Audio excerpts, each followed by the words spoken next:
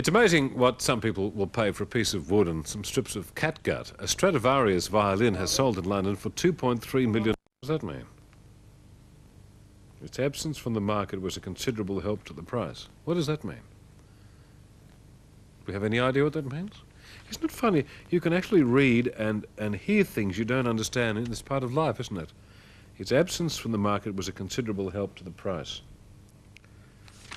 I think we'll leave it a mystery. I think have answers for everything makes life a bit sort of boring. As we know, Christmas is a time for giving, for overeating, for family feuds or family foods. Have you seen Rob Bruff, have you? Now it appears that Christmas is a time for magazine editors to think along the same bizarre lines.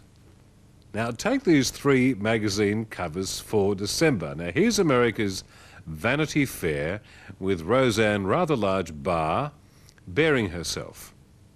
Right, make a mental picture of that. Our very own Cleo, looking remarkably similar. Then Cosmopolitan, which at first sight looks like their lady couldn't find a man to flop on. However, if you look inside, all I can say is poor old Santa Claus. I suppose there's only X number of things you can do with ladies in pictures, aren't there? Robert?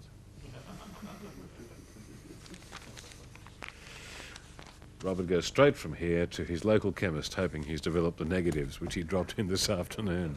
Little face pressed up against the thing, looking for the chemist saying, I'm tired, leave me alone. It's Rob's birthday today, isn't it? Our audio man. It's hard to tell how old he is. He's trying to grow a beard. He's as successful with his beard as I am with my little garden. And he's a lovely bloke, and it's his birthday today, which I'm sorry, Rob, because it just means you're going to grow older. I mean, that's really what it means. And all this jazz about being wiser and what, it just, I don't know who said it. I think it was Mr. Thatcher. Bill Irwin can't see the woods or the trees. He's blind, but that hasn't stopped him hiking with his dog through mountains and forests in America for the past 8 months. Isn't that quite remarkable? Was it 2,100 miles, was it? Whatever. Quite remarkable. I mean, I wouldn't bother, but you think you'd just sit at home and watch it on telly, wouldn't you? Well, coming up after this brief break, something we cannot resist showing you again. Pavarotti, Carreras and Domingo singing that. I'd really like that Dana Delaney for home. I really would. Then again, perhaps the relationship will only be at its best when I observe her from afar, when she's all made up and can use take 2 of her acting experience. Well, now just repeating the main news story of the night, British Prime Minister Margaret Thatcher has announced she'll not contest the second round of the leadership ballot and will resign as soon as a replacement is elected. I should tell you, nice to see a bit of class around, you know, at the soccer thing, putting aside the sporting bit, was it Italy somewhere? Whatever the grand soccer match this year. Pavarotti, Carreras and Domingo sang. And I have some information here, firstly from Decca and Polygram, same mob, that they have sold 3 million of this CD or LP in London. In Belgium, it's #1. I mean, this is the pop charts, mind you. #1. They don't pay this price, by the way. They probably get it for about 3pence. In Denmark, it's in the top 5. In Germany, 278,000. Holland is #1. Ireland still at #1. Italy is #3 in the charts. Hey, what's wrong, eh? Spain, still #1. Sweden, very close to gold, whatever that is. Switzerland in the top 10, #3 in the UK, even in America. So that's charming. So enough of my talking. Here they are with the encore. Mr. Carreras, Mr. Domingo, and the favourite of mine, Luciano Pavarotti.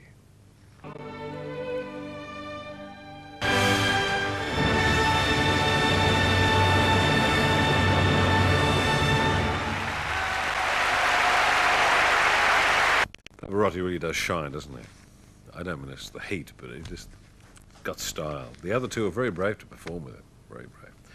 Oh, this is the cloud cover, the little shot from the satellite, unexpurgated the way we get it. In fact, I've discovered now, you see all this, there's a line around here. Apparently, in the satellite itself is a little Japanese person who goes up for 6 months at a time, and he writes all this around here and then sends it back down to Earth, which I said, "You're joking." We would have heard of it. He said, "No, it's true." They start off doing lighthouse duty down the Antarctic, get used to being lonely, you see, and then, in fact, I think Mr. Thatcher's got that job next. She's got to blame someone, and that's the cloud coverage out of a few hours ago. But as I've mentioned before, ad nauseum, I'm sorry to do it, but it's important that you know, what you see is not necessarily what you get. It can be high cloud, it's not necessarily related to anything, except when there's no cloud at all, the chances are it's sunny. I know it's all vague, but that's what meteorology is all about, you see. So this is the prognostic chart. This is the way things will be in the next, and there are fronts going through. Now they have left something off there, which is a trough running from that front to your right there, right across through the dip in that low there. However, we'll probably survive without seeing that. All right, the forecast for tomorrow then, which is Friday. And things don't really matter on Friday. There's a certain let it all hang out approach. Cairns will be mostly 18 to 32 degrees. That's because that trough is over it, so it was important, you see. Funny how you get caught out when they miss out on that. Sydney fine, 17 to 24. Canberra fine, at 33. That's for tomorrow. What was that note? Could you just hand it to me? Could we go soon because the chemist has finished my prints? All right then, okay. Good night. I don't know whether you're aware of this. I mean, there's so many weeks in the year. I mean, there aren't just 52. What did I do with it? There aren't just 52 weeks in the year, but there are lots of weeks, if you know what I mean. Like there's a media week, be kind to floor managers week, be unkind to floor managers week, wear a dress if you're a bloke week. This week has been Skin Cancer Awareness Week. You might have seen something of it in the media. Today is Aussie Hat Day, and what a marvellous little poster they have for Aussie Hat Day. This is wonderful. Look at them, all staring to one side there. Now, of course, when you have diminished hair, one has to wear a hat, and I wear this hat when I'm out in the country. They still know I'm from the city, though. Hats obviously keep the sun off both your face, the rim. I know it looks a bit weird in Australia to wear hats, and I feel a bit conscious wearing it even out in the country. But the country people get used to it because they're out in the sun a lot. And you should put a 15+ broad spectrum sunscreen. I sound like Ida Buttrose. It should also be applied to all exposed areas of the body, assuming you're doing normal things. It is only through the combined efforts of all groups that we'll beat the skin cancer epidemic in Australia, said a person called Mr. Faulkner. So there you are, you should wear a hat. There were, the early 50s, ladies wore hats a lot. I think men did as well, and we went out of fashion, which is silly. So especially going out in the sun. Do I look dapper in this, do I? I look like our executive producer, don't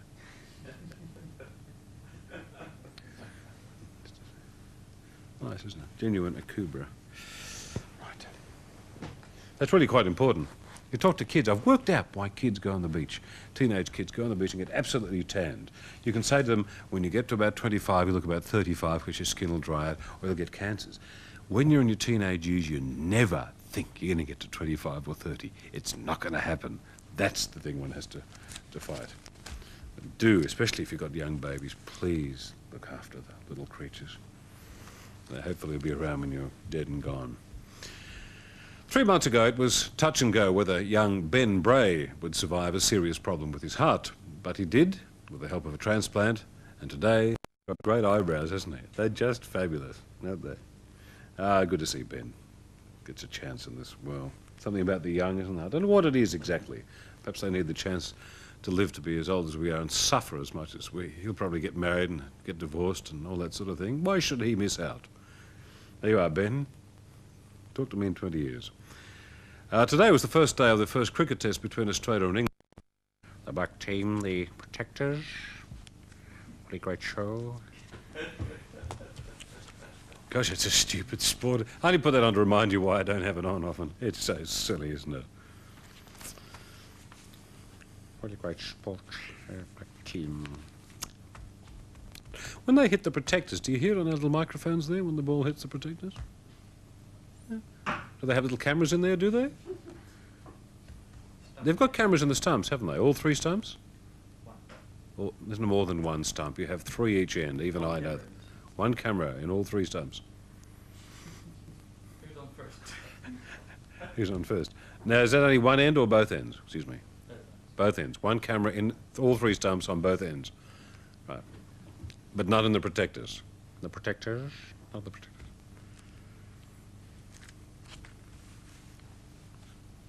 No one wants to go on holidays and get shot, stabbed, raped, or robbed by prostitutes, which is why tourists are shunning Rio de Janeiro this year. Many years ago, when I was in almost started, the early days of radio, the control op, as we used to call them in the technician in the old days, used to keep me company. I used to work shift work in those days, you won't believe it.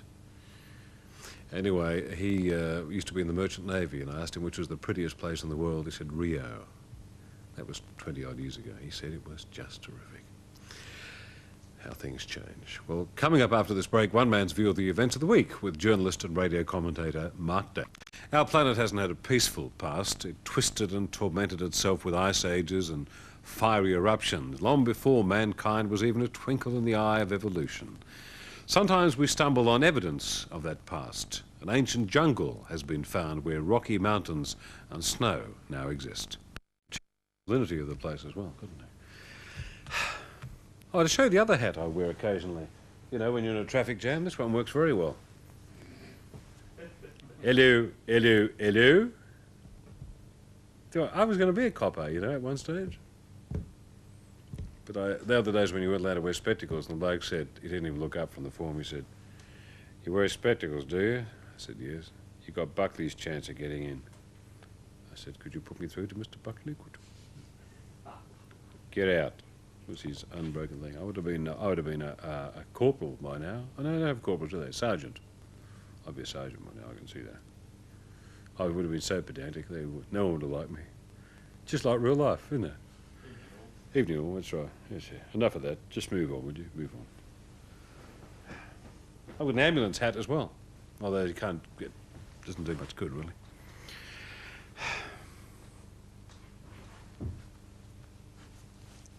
No one liked Mr. Lyle's tie that I borrowed last night. I don't blame you. I borrowed it for a bet. I didn't say it was any good. This is my tie. This one was given to me about 20 years ago when I was a plumber's mate.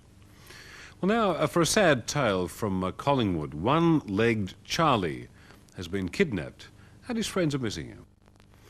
Now the main news again, the Supreme Soviet has virtually given President Mikhail Gorbachev complete control of the government, conditional on his giving details on how he can use this power to stop the country sliding into economic and political chaos. There is a lot of money to be made in rumour mongering. We have a little item here. You know how each night I say it's either up because of this or down because of this. Well, one could feel that perhaps some people with a vested interest could make these rumours up and take advantage of it. For example, 3 things have had effect on the Gulf, the price of oil. A herd of combat camels is poised to attack US forces in the Gulf. This is true. A herd of combat camels. Saddam Hussein dreams of the Prophet Muhammad. An Iraqi astrologer will pick a propitious date for war. It says here, which of these rumours had the greatest effect on financial markets? The one in which the Iraqi leader dreamed of the Prophet Muhammad, who told him his rockets were pointed the wrong way, well, that helped to push the price of oil down by $6.77 Australian. The commando camels, that's the herd of camels poised to attack US forces in the Gulf, we're not sure which end was facing us. I put that bit in just to lighten it up here. Had less impact. They figured in a rumour that they were being loaded, they figured in a rumour that they were being loaded with explosives to serve as a first wave in an Iraqi assault on Saudi Arabia. What, the camels were being loaded with explosives and then go shoo to them? That's a bit strange, isn't it? The astrologer one, of course, or as the story went, was helping Saddam to decide on the best date for starting a war. Since Iraq invaded Kuwait on August the 2nd, war-related rumours have moved financial markets prices almost as much as the actual information.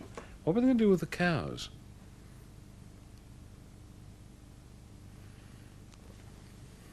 Talk about the cows of Troy. Yeah, I don't believe most of that. The Soviet Union has sweeping wheat fields, vast paddocks of corn and enormous potato patches in its arsenal of food. But behind every grandiose agricultural scheme there also needs to be a system for getting the produce from the farms to the families who eventually eat it. In the Soviet Union, that system is in disarray. Well, now the noble city of Leningrad is reduced to taking hand. Well, now to a bit of music. People have been queuing in the streets, then dancing in the aisles in London and New York at the Buddy Holly musical. It's going to be Australia's turn next. Buddy, the Buddy Holly story, will open on January the 5th at Her Majesty's Theatre in Sydney. To jolt a few pleasant memories for you and to show younger rock and roll fans just who started it all, here's the original and the best, Buddy Holly.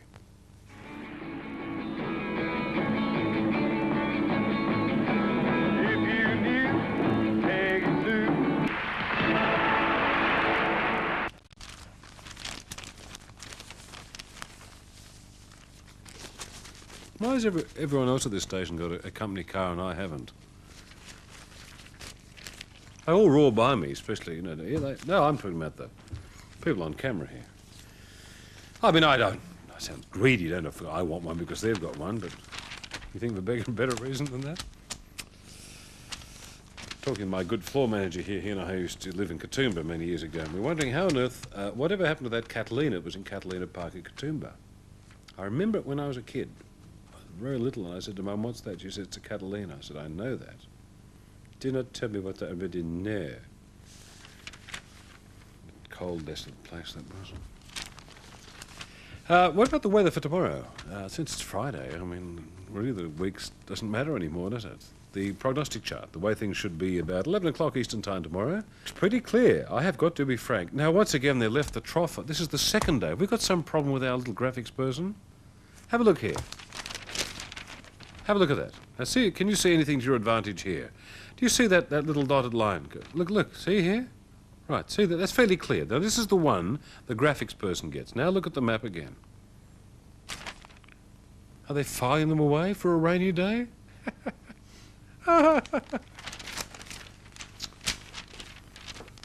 See what happens when you share cigarettes?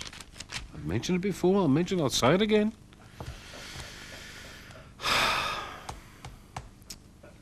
Stupid people, aren't they?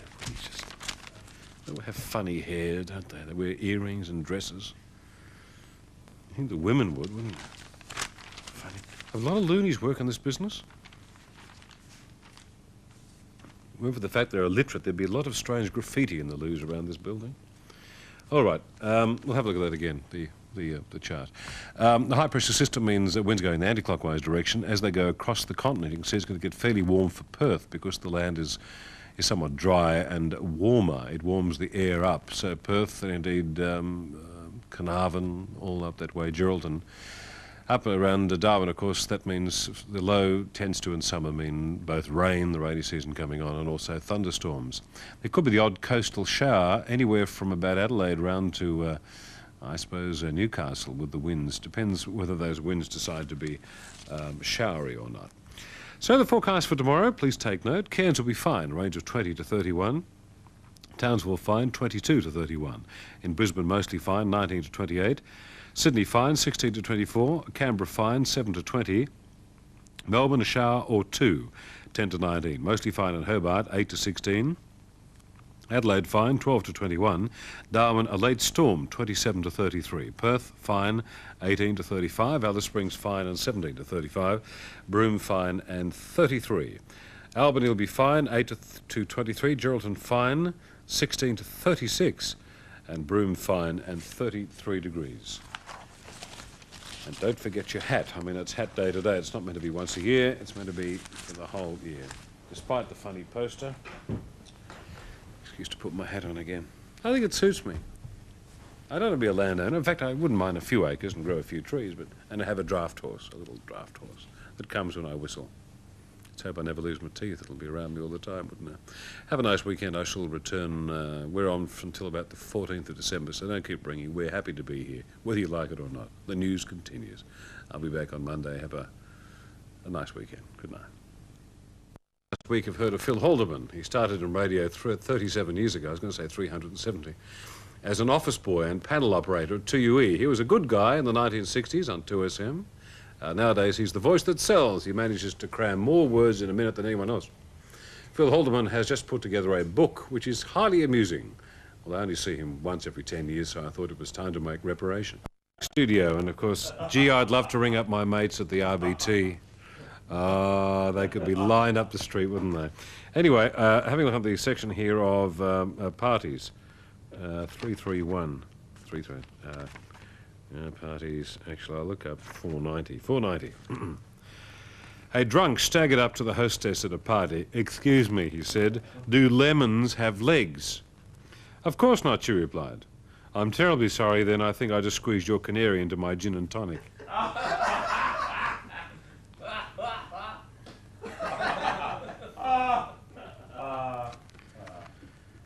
We'll miss Robert, won't we, when he goes? 331, another one on parties. "Wow, what a mess my place was in after Saturday night's party. I got the vacuum cleaner out, it took one look and threw up." I like that. And even a funnier joke, you remember those group that gave back their awards because they were found to be miming? Well, 26-year-old Rob Pilatus, that was the ugly one, the one with the plaits, has been arrested in Los Angeles, charged with sexual battery of a 25-year-old woman. Now, he's been released on $10,000 bail. In the United States, you might not know the expression. Sexual battery is basically tying someone up and sexually assaulting them, so it's not terribly funny. The arrest came after the pop duo, it's got Pop Dew here, D-U-E, were found not to have put their own voices on their Grammy-winning album. He's not really having a winning streak the last week or so, has he? Apart from the fact they still look silly. We haven't found out why they want to look that silly. Now, there have been suggestions that an argument between two unions over a radar system is causing unnecessary danger for hundreds of aircraft over Sydney. While there's never been a serious mid-air collision in Australia, the Civil Aviation Authority is worried accidents like this may soon happen at a major airport.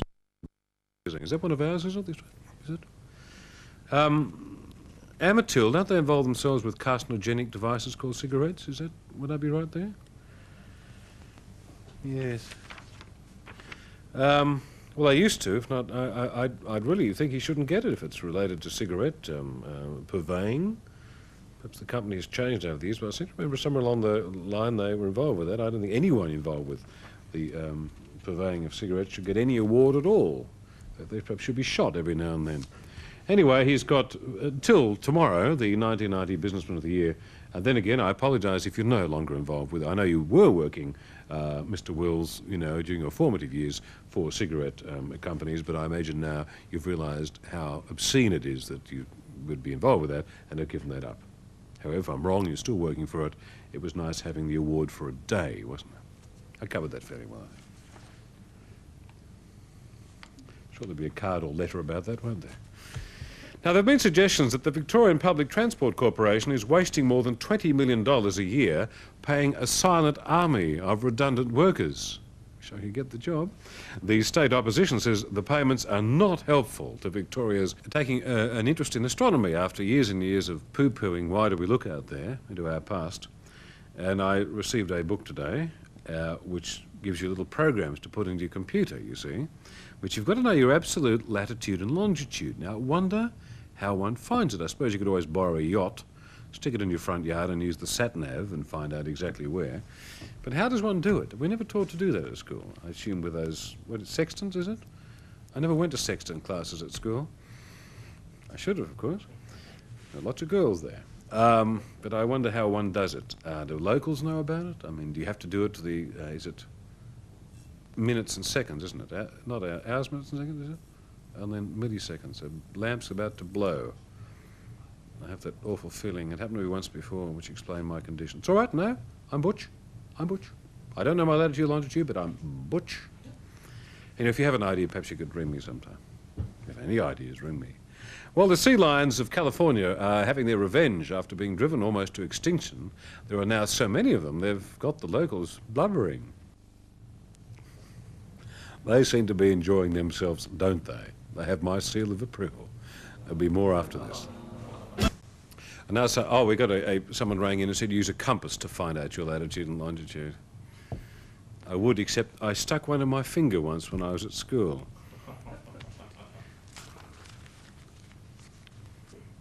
I think they should bring back not only a license for television, but an intelligence test as well. See whether, how do you switch it on? Ooh, the hard ones first. Put the batteries in the infrared now. Oh. They both look the same. Yes. At least people don't live close to a chemist, and they have children all the time. As a friend of mine says, we never promised you fair, and how true that is. Well, now some of the main news. Again, Iraq has called for talks with US President Bush on the eve of a United Nations vote to authorize military force against Saddam Hussein. And John Major went to Buckingham Palace tonight to see the Queen and take his commission as Prime Minister. Painted, isn't he? There's a whole list of no promises, from John Major. Now, in finance news there, it's good to know we no longer need drugs to enter a strange psychedelic world. It just takes a lot of money. I'm going to grab that bag of gold and I'm going to take it with me.